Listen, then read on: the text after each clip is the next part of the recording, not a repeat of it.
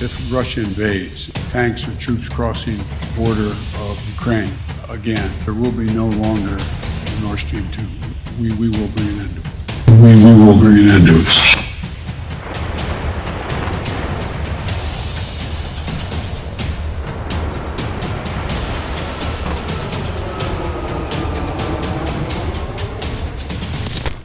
Europe is rolling out the red carpet for Ukrainian President Volodymyr Zelensky. But amidst all the fanfare, a significant bombshell has been dropped by Pulitzer Prize-winning investigative journalist Seymour Hersh. He claims that the United States bombed the Nordstream pipelines, the lifeline of Europe's gas supply. It's all your fault! And he knows exactly who pulled the trigger. This revelation, if true, could change the entire geopolitical landscape. Who is Mr. Hersh? Seymour Hersh is an American journalist and investigative reporter. He is best known for his work uncovering the My Lai massacre during the Vietnam War and his reporting on the Abu Ghraib prison abuse scandal during the Iraq War. He is a longtime contributor to the New Yorker magazine. Hersh has won many awards for his works, including the Pulitzer Prize and George Polk Award. Throughout his career, he has been known for his relentless pursuit of the truth and his fearless reporting on sensitive, controversial subjects, often going against the government's official narrative. Right now, Ukraine is facing a potential Russian offensive and is seeking help from Europe. But with this new information coming to light, Europe is likely to be more cautious in its support. In light of this unexpected news, let's deep dive into the Nord Stream bombing story and uncover the truth behind the explosions that rocked the pipelines last year. Hersh's report, published on Substack, reveals that President Biden's decision to sabotage the pipelines was born out of fear that as long as Germany and much of Western Europe were dependent on the cheap supply of gas from the Nord Stream pipelines, they would be hesitant to provide aid and arms to Ukraine against a possible invasion by Russia. The U.S. reportedly sought the help of Norway in executing the covert mission, with the Norwegian Navy choosing the appropriate spot to target. A team of U.S. Navy divers from the world's largest diving facility in Panama City, Florida, went to the selected spot and planted C4 explosives alongside the pipeline. The mission was successful when the sonar buoy, dropped by a Norwegian Navy P-8 surveillance plane, triggered the explosives. Within a few minutes, pools of methane gas that remained in the shuttered pipelines could be seen spreading on the water's surface, and the world learned that something irreversible had taken place, the report says. The author claims that Joe Biden initiated and personally ordered the bombing of Nord Stream.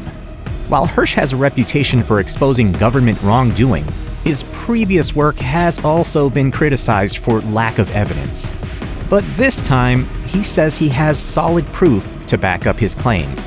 More about it later. However, the U.S. government has rejected the report. Quote, "The idea that the United States was in any way involved in the apparent sabotage of these pipelines is preposterous. It is nothing more than a function of Russian disinformation and should be treated as such." In the meantime, Russia is calling for an international probe into the Nord Stream blasts. The Russian foreign minister says he's putting together his own report, pointing to evidence of U.S. military involvement and methods used to achieve dominance. Quote, "These claims are sure to cast a shadow on President Zelensky's European tour, which began with a visit to the United Kingdom and ended in Paris and Brussels." What is the Nord Stream?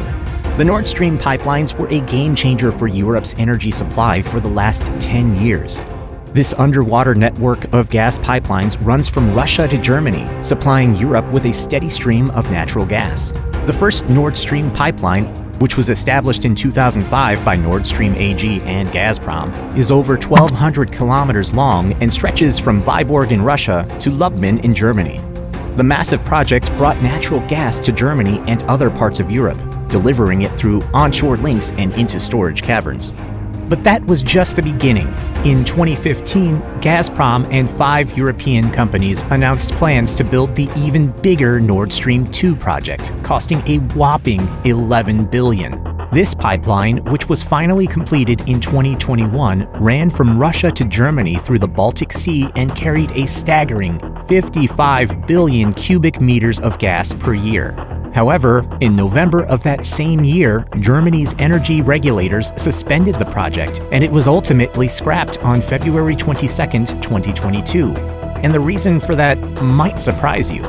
Following a series of gas leaks, Russia was repeatedly cited as the culprit, with the US going as far as to suggest it was a form of retaliation. But despite the speculation, no clear motive was ever established. Despite the setback, Europe is dealing with the energy crisis. Predictions of a severe energy crisis during the winter were largely salvaged, and Europe has been importing liquefied natural gas from the US and Azerbaijan on a much larger scale. However, LNG is significantly more expensive than piped natural gas from Russia, which has contributed to Europe's cost of living crisis. In the aftermath of a pipeline bombing, the media treated it like a mystery waiting to be solved. Russia was repeatedly pointed out as a potential culprit, fueled by leaks from the White House. However, no clear motive for the act of sabotage was ever established, apart from the general notion of retribution. The situation took a surprising turn a few months later when it came to light that the Russian authorities have been privately calculating the cost to repair the pipelines. This information was described by the New York Times as complicating theories about who was behind the attack. And no major American newspaper dug deeper into the threats made earlier to the pipelines by Biden and Undersecretary of State Nuland. It was never clear why Russia would seek to destroy its own lucrative pipeline, but Secretary of State Blinken provided a more insightful explanation for the president's actions. In a press conference last September, Blinken spoke out about the energy crisis in Western Europe and described it as, "It's a tremendous opportunity to once and for all remove the dependence on Russian energy and thus take away from Vladimir Putin the weaponization of energy as a means of advancing his empirical designs." That's very significant, and that offers a tremendous strategic opportunity for the years to come. More recently, Victoria Nuland expressed her satisfaction with the downfall of the latest pipeline. During a Senate Foreign Relations Committee hearing in late January, she told Senator Ted Cruz, "Like you, I am, and I think the administration is, very gratified to know that Nordstream 2 is now, as you like to say, a hunk of metal at the bottom of the sea."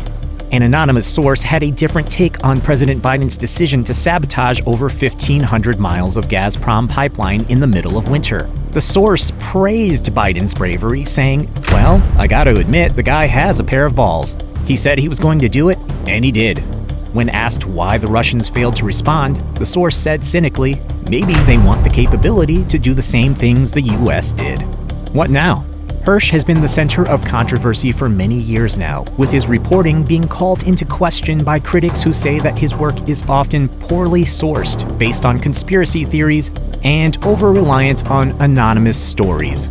One such investigative outlet, Bellingcat, was highly critical of Hersh's reporting on chemical attacks in Syria, while Vox raised doubts about his 2015 claim that President Barack Obama was not responsible for the killing of Osama bin Laden.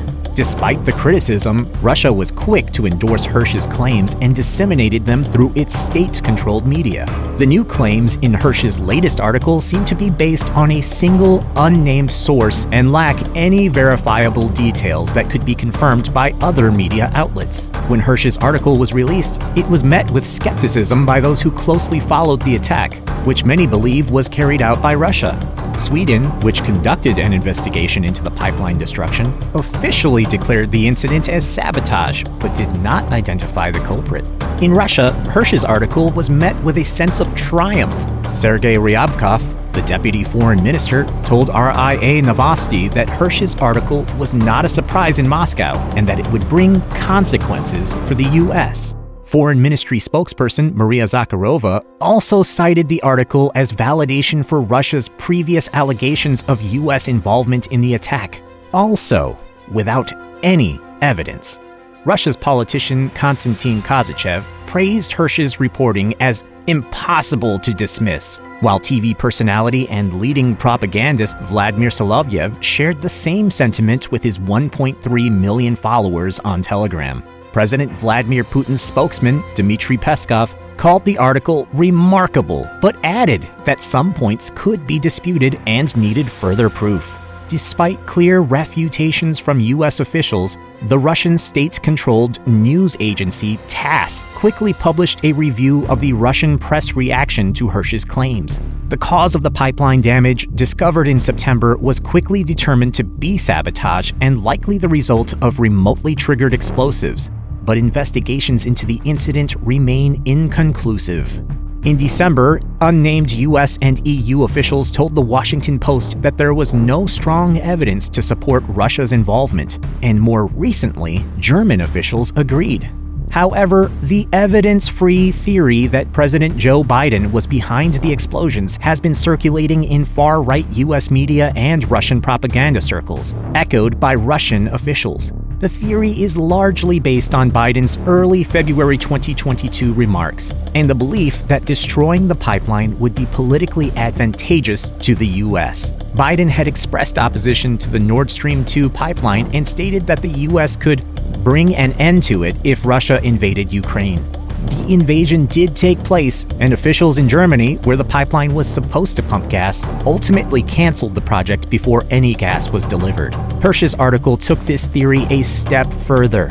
The central claims in the 5,200-word article seem to be based on a single source, described only as having direct knowledge of the operational planning. When asked by TASS about the identity of his source, Hersh refused to reveal their name, but stated that it was a person who seemed to know a lot about what was happening. Hersh declined to comment when reached by Insider.